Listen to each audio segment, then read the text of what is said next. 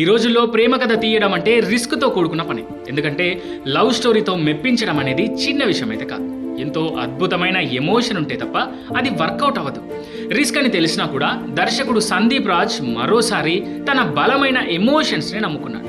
అడవి నేపథ్యంలో సాగే కథను ఎంచుకున్నాడు. కానీ ఈ మోగ్లీ కథ అంతగా ఆకట్టుకోలేదనే చెప్పాలి. విజువల్స్ పరంగా సినిమా చాలా ఫ్రెష్గా అనిపిస్తోంది. ఫస్ట్ హాఫ్లో హీరో క్యారెక్టరేషన్, అడవిలో అతని జీవన శైలిని చూపించిన విధానం చాలా బాగుంది. హీరోకి సిటీ నుంచి వచ్చిన హీరోయిన్కి మధ్య వచ్చే లవ్ ట్రాక్ కొత్తగా లేకపోయినా ఎంటర్టైనింగ్ అయితే సాగుతుంది. కానీ అసలు కథ సెకండ్ హాఫ్లోనే మొదలవుతుంది. అప్పటి వరకు కథ మెల్లగా సాగుతుంది. చాలా నీరసంగా సాగే స్క్రీన్ ప్లే మోగ్లీకి మెయిన్ మైనస్ అని చెప్పవచ్చు.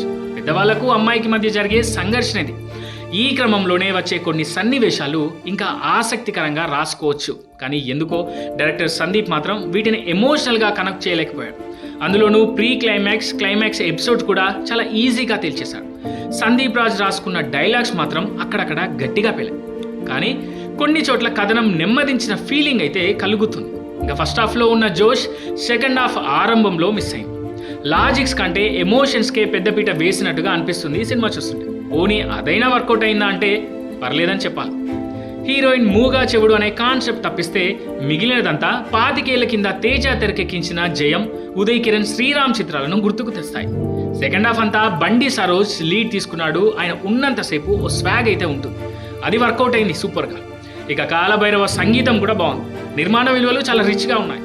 ఇక ఈ మూవీ కెప్టెన్ సందీప్ రాజ్ మాత్రం ఆసక్తికరమైన కథ తీసుకున్నాడు. కానీ కథనాన్ని అల్లడంలో మాత్రం నిజంగా తడబడ్డాడు. ఇక స్ట్రెయిట్గా ఈ మూవీ గురించి ఒక్క మాటలో చెప్పాలంటే కొత్తగా లేని అడవి ప్రేమ కథ ఇది.